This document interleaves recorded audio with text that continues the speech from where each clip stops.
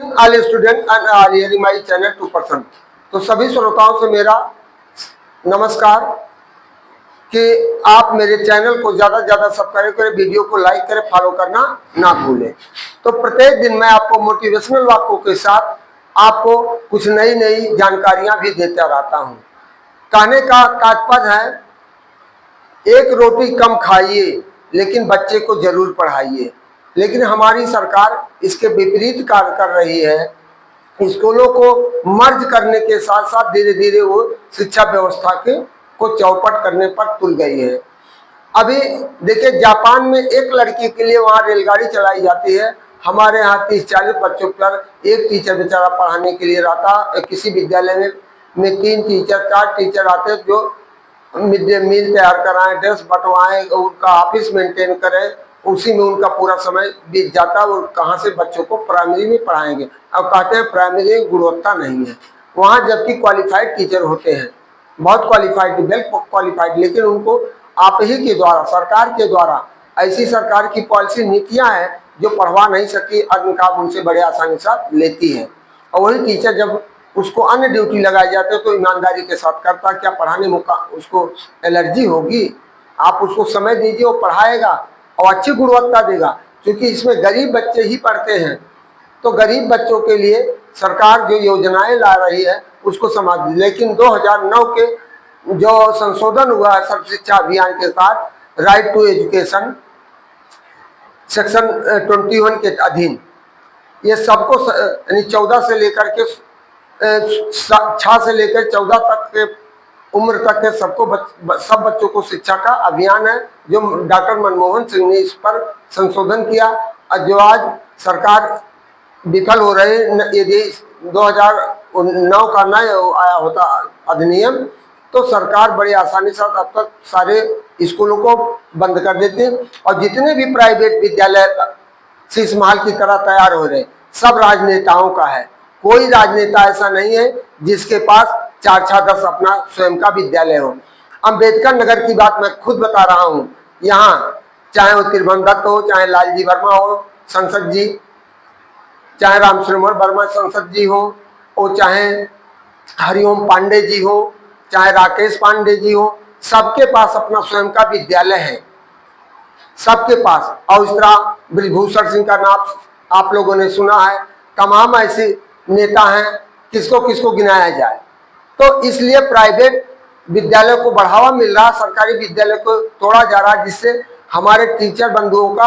और देखिए, कोई भी टीचर, कोई भी राजनेता इस पर कोई कमेंट नहीं कर रहा। तो पढ़ लिख कर लोग क्या करेंगे, कहाँ जाएंगे? ना शिक्षा ना रहेगी बांस, न बाजेगी बांसुरी।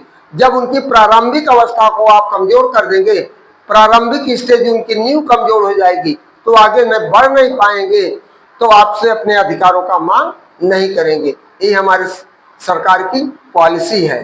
तो अब मैं अपने टॉपिक की तरफ चलता हूँ। मोटिवेशनल वाक्य के तहत, चूंकि जुलाई महीना बहुत महत्वपूर्ण महीना होता है, हर अभिभावक के लिए खर्च का महीना होता है। इधर कॉपी किताब, ड्रेस, विद्यालय का फीस भरना और सब सुविधाएं, खेती बाड़ी आ जाता है, और इसी में वो बेचारा परेशान हो जाता है। तो इन्हीं शब्दों के साथ मैं आपको आया हूँ मोटिवेशनल। ट्रू फ्रेंड्स, यहाँ देखिए हमने वृक्ष बनाया है और यहाँ बैठ करके आदमी छांव ले रहा है, जानवर भी यहाँ छांव लेते हैं। तो और यहाँ रेन हो रहा, वर्षा का। डू नॉट कट मी, पेड़ कह रहा है, पेड़ कह रहा चिल्ला करके, do not cut me cried the tree. पेड़ चिल्ला करके मुझे काटो मत, बिकॉज, क्योंकि I give you rain free, मैं आपको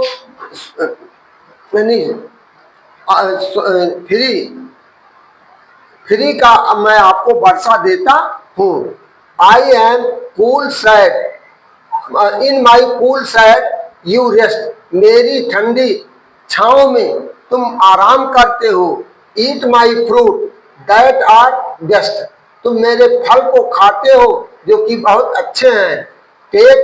टेक इन माई फ्रेश स्मेल, और मेरी ताजी हवा लेते हो। Let me live my life well, मेरी जीवन को अच्छी तरह रहने दो। और दूसरा है, लाइफ इज वेरी कॉम्प्लिकेटेड, जीवन बहुत जटिल है। Do not try to find answer, इसका उत्तर पाने का कोशिश मत करो। करा because when you find the answer life change, जब तू उसका उत्तर पाते हो तो जीवन बदल जाता है। किसमें? द क्वेश्चन, प्रश्नों में बदल जाता है। तीसरा है the foundation of every great school is built by the dedication and spirit of its teachers. करा किसी भी विद्यालय की नींव, वहां का रीढ़ कौन होता? अध्यापक होता है, ना कि बिल्डिंग या भवन होती है। अध्यापक की गुणवत्ता के कारण बच्चा अपने भविष्य को संभाल सकता है। जितना जैसे अभी तमाम ऐसे विद्वान हमारे टीचर हैं, स्कॉलर हैं, जो अच्छी अच्छी चीजें आपको दे रहे हैं, जिनसे हर बच्चों का भविष्य संभल रहा है। दिव्य कीर्ति जी हैं, ओझा जी हैं, फिर वहाँ खान सर हैं, जो आज की तहलका मचाए हुए हैं। इस तरह है। चौथा, हिंदी में दुनिया में सबसे कीमती हमारा परिश्रम है। दुनिया में सबसे कीमती हमारा परिश्रम है, और जिंदगी में सबसे अच्छे साथी हमारा आत्मविश्वास। हमारे आत्मविश्वास से भी हमारा तगड़ा है, हमें कोई डिगा नहीं सकता है। पांचवा है, अगर आप बच्चों की गलतियों को नजरअंदाज करेंगे, अगर आप बच्चों की गलतियों को नजरअंदाज कर देंगे तो एक दिन उसकी सजा के लिए आपको वकील करना पड़ेगा। एक दिन उसकी सजा के लिए आपको वकील करना पड़ेगा, और आपका अर्थ भी बर्बाद होगा, आप समाज के निगाह से भी गिर जाएंगे। अनुशासन सिखाना हिंसा नहीं, एक जिम्मेदारी है। अनुशासन सिखाना एक हिंसा नहीं, एक जिम्मेदारी है। बचपन में दी गई सीख भविष्य संवारती है। इसलिए मेरा सभी अध्यापकों से अनुरोध है कि बच्चा थोड़ी सी गलती करता तो इसको इग्नोर ना करिए, उसको समझाइए। ये नहीं कि डंडा मार करके, उसके मानसिक ब्रेन को आप वॉश करिए, जिससे वो अपने सही रास्ते पर आ सके। छठा अंतिम है, जब जेब खाली हो तो रिश्तेदार मित्र सब अजनबी बन जाते हैं। जब पॉकेट में पैसा नहीं होता, वो चाहे अपना सगा रिश्तेदार होगा चाहे मित्र होगा, तो सब अजनबी बन जाते हैं। इसलिए कमाने पे ध्यान दो, जमाने के भरोसे मत रहो। Education is the most important defence, शिक्षा सबसे शक्तिशाली औजार होता है। तो यहाँ हमने कल आपको बताया था अल्फाबेट, आज हम आपको बता रहे हैं लेटर। लेटर क्या है? Letter is the smallest unit of any language.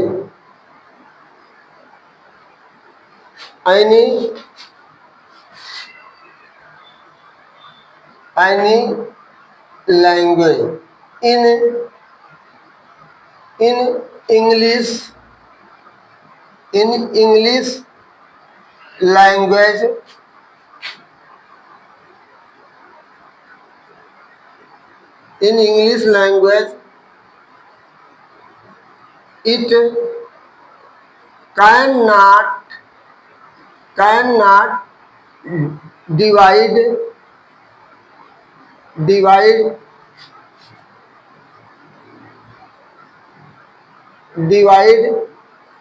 into other parts। या अंग्रेजी भाषा में नहीं इसको अलग किया जा सकता है, उसके खंड नहीं किए जा सकते। जैसे हिंदी में आधा चा, आधा पा, आधा का, आधा माँ, आधा ना आता है, यहाँ ऐसी कोई बात नहीं होती है। तो हमारा यह लैंग्वेज, जब आप लेटर को समझ जाएंगे कि लेटर है क्या चीज। कल हमने बताया था वावेल और कॉन्सोनेंट में अंतर। तो वावेल हमने क्या बताया था? which letter is given its pronunciation itself is called vowels, और दूसरा जैसे ए ई आई ओ यू, इस तरह हमने बताया था। और इस तरह दूसरा हम बता रहे हैं consonant which letters are not given its pronunciation itself is called consonant। तो उसको हमने आपको बताया था बेबी और यंग चाइल्ड के रूप में। वावेल को हमने बताया था या यंग चाइल्ड है, और कॉन्सोनेंट को एक बेबी हैंडीकैप्ड बताया था। तो इस तरह लेटर हो गया। अब दूसरा टॉपिक हमारा है वर्ड। वर्ड जिसको हम कहते हैं शब्द। शब्द when two or more word, more letters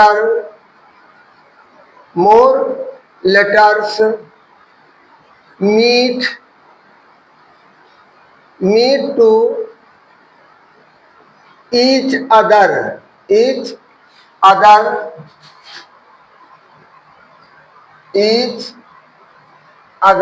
and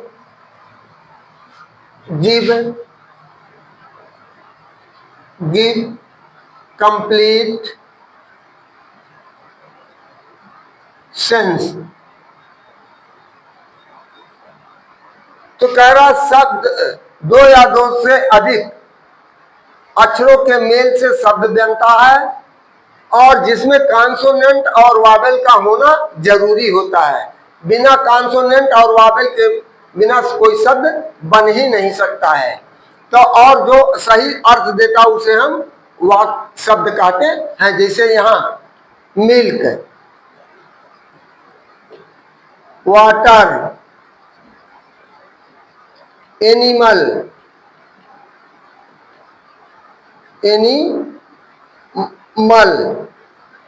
river, come, right, play, happy, sweet. तो सबका अपना अपना मीनिंग होता है। जैसे यहाँ दूध, क्या है? दूध है। पानी है, फिर जानवर है, जानवर, नदी, आना, लिखना, खेलना,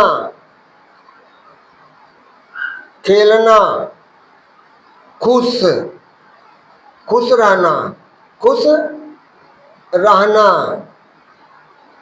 इसके बाद मीठा या मिठाई,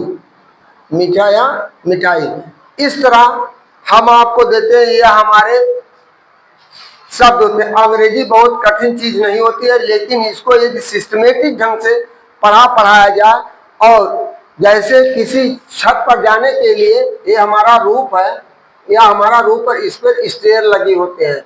इस पर 1 2 3 4 5 6 7 8, तो स्टेप बाय स्टेप हम जाते हैं, तो हम आसानी से छत पर पहुंच सकते हैं। लेकिन हमारे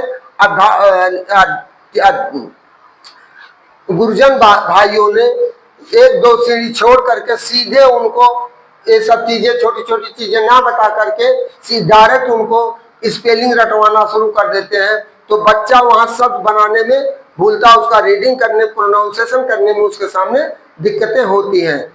तो छोटा सा बच्चा यदि आप उसको इस तरह बताते जाएंगे सिस्टम से, तो आसानी के साथ वो अपने छत पर पहुंच जाएगा, उसके लिए कोई दिक्कत नहीं होगी। तो मेरा सभी अभिभावकों से अनुरोध है कि आप अपने पालक को जब प्रवेश कराने जाते हैं, तो वहाँ एक सही शिक्षक का देखिए, प्राथमिक रूप से विशेष ध्यान आपको देना है। बाकी हाई स्कूल लड़का जो पास करके इंटर में जाता है, उसके अंदर स्वयं इतनी एबिलिटी हो जाती है, वो टीचर की परख कर लेता है, टीचर बच्चे का परख कर लेता है। लेकिन ये अबोध है, कच्चा घड़ा है, छोटा बच्चा कच्चे घड़े के रूप में होता है, उसको जैसा आप चाहेंगे उसी में ढाल देंगे। ये हम अध्यापक बंधुओं और माता पिता का के सहयोग से बच्चा चमक सकता, अपने भविष्य को संभाल सकता है। इन्हीं शब्दों के साथ मैं आपसे अनुरोध करता हूं कि आप ज्यादा से ज्यादा अपने बच्चों को वीडियो के माध्यम से आप समझाइए और दिखाइए, जिससे आपका बच्चा कहीं किसी प्रकार की कमियों से जूझता ना रहे। और सिस्टमेटिक ढंग से आपसे मेरा पुनः अनुरोध है, आप अपने बच्चे के भविष्य देने जाते हैं तो आप उन अध्यापकों के गुणवत्ता के बारे में पूछिए कि आप क्या दे सकते हैं, आपकी टीचिंग आर्ट क्या है। लेकिन सब इतने पढ़े लिखे नहीं हैं, लेकिन जो पढ़े लिखे हैं उनको फुर्सत नहीं अपने बच्चे का 10-5 मिनट समय दे करके उनका होमवर्क क्लास वर्क कुछ चेक कर लें। लेकिन मेरा सभी अभिभावकों से अनुरोध है कि कक्षा 8 तक के बच्चों का आप डेली का रूटीन उनका जरूर चेक करिए। और यदि आप ऐसा कर्म करते रहेंगे तो आपका बच्चा निश्चित है अपने आने वाले समय में अपना भविष्य उज्जवल करेगा और आपका नाम रोशन करेगा। तो इन्हीं शब्दों के साथ मैं आपसे पुनः गुजारिश करता हूं कि वीडियो को अंत तक देखें, चैनल को सब्सक्राइब करना ना भूलें। यही मेरे लिए सबसे बड़ी उपलब्धि होती है। Thank you, good evening, good evening, अलविदा।